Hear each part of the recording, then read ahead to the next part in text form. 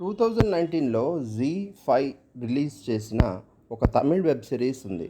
దాని పేరే the post man.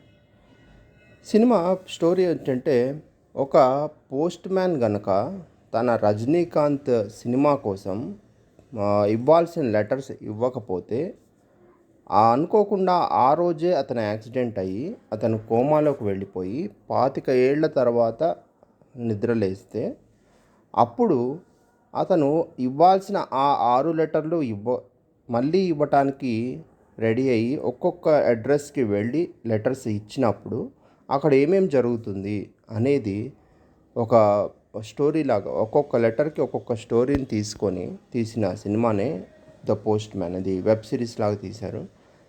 ఒక్కొక్క లెటర్కి ఒక్కొక్క అద్భుతమైన స్టోరీ రాశారండి. ఒక లెటర్ ఇస్తేనేమో వాళ్ళు అబ్బాయి ఒక చైల్డ్ అబ్యూస్కి గురవుతాడు.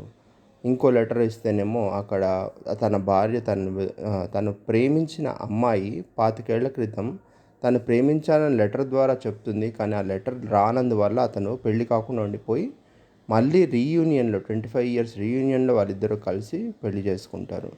అలా చాలా రకాలైనటువంటి స్టోరీస్.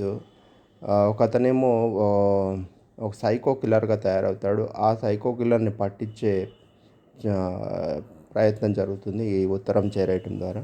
చాలా అద్భుతంగా అనిపించింది. ఇదే కాన్సెప్ట్ తోటి ఎన్నో రకాలైనటువంటి స్టోరీస్ రాయొచ్చు, థ్రిల్లర్గా కానీ లవ్ స్టోరీస్ కానీ అనిపించింది.